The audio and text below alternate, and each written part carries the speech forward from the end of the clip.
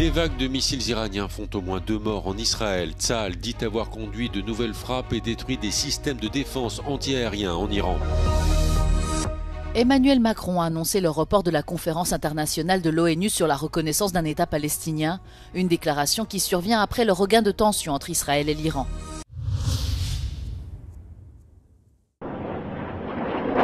Des dizaines de missiles tirés par l'Iran sur Israël. Tsahal compte au moins 3 vagues de bombardements.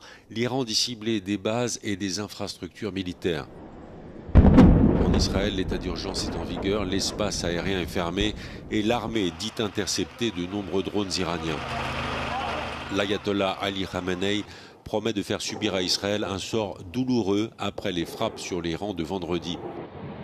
Selon l'ambassadeur iranien aux Nations Unies, les frappes israéliennes ont fait 78 morts et 320 blessés, dont des généraux et des scientifiques. Tsahal dit avoir visé des sites nucléaires et éliminé le chef d'état-major iranien. La riposte iranienne a fait au moins 2 morts en Israël. Selon la Croix-Rouge, il s'agit d'une femme de 60 ans et d'un homme de 45 ans tués par un bombardement dans le centre du pays. Israël assure par ailleurs avoir conduit de nouvelles frappes avant l'aube samedi et détruit des systèmes de défense antiaériens en Iran. Le président français Emmanuel Macron a annoncé le report de la conférence internationale prévue la semaine prochaine au siège de l'ONU pour relancer la solution à 2 États, israéliens et palestiniens, qu'il devait coprésider avec l'Arabie saoudite en raison des tensions croissantes au Moyen-Orient après qu'Israël a lancé des frappes à grande échelle sur l'Iran ce vendredi. Donc je le dis avec la plus grande clarté, le risque de cette marche vers l'arme nucléaire par l'Iran menace la région, l'Europe, et plus généralement la stabilité collective.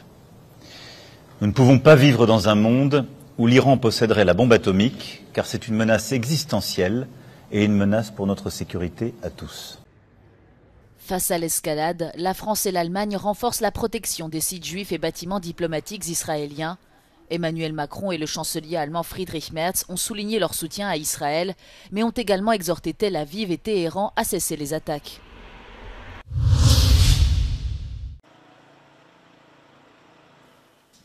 Le Mossad, l'agence de renseignement israélienne, a mené une opération secrète sur plusieurs fronts en Iran, utilisant des systèmes avancés et des drones explosifs pour frapper plusieurs cibles pendant la nuit, ont indiqué des sources à Euronews. Le Mossad a déployé des systèmes équipés d'armes à guidage de précision en territoire iranien, a déclaré une source des services de renseignement israéliens à Euronews, sous couvert d'anonymat. Ces systèmes ont été activés au début de l'offensive militaire israélienne, lançant des missiles à guidage de précision sur des cibles présélectionnées. Lors d'une opération distincte, le Mossad a secrètement installé des systèmes de frappe destinés à neutraliser les défenses aériennes iraniennes qui, selon Israël, constituaient une menace pour ses avions de chasse. Une 3e opération a été lancée, au cours de laquelle le Mossad a établi une base pour le lancement de drones explosifs en Iran. Lors de l'attaque, ces drones ont été lancés depuis cette base vers une base militaire voisine.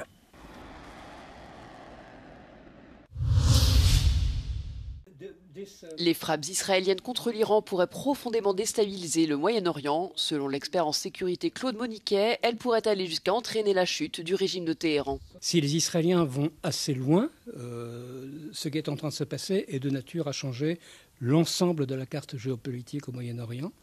Maintenant, on verra si ça se fait ou pas. L'idéal serait que ça permette à la population iranienne de se révolter et de se débarrasser de ce pouvoir qui lui a apporté que la dictature et le malheur depuis plus de 40 ans. Le conflit accroît également les risques d'attaque sur le sol européen.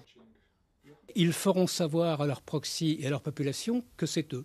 C'est une possibilité qui est importante et ça veut dire que les communautés juives, les intérêts diplomatiques et commerciaux israéliens, les bateaux israéliens, les avions israéliens, mais probablement aussi les intérêts américains sont aujourd'hui en position de risque en Europe et pourraient être frappés. Selon Claude Moniquet, l'Europe exerce une influence limitée au Moyen-Orient en raison de ses capacités militaires réduites.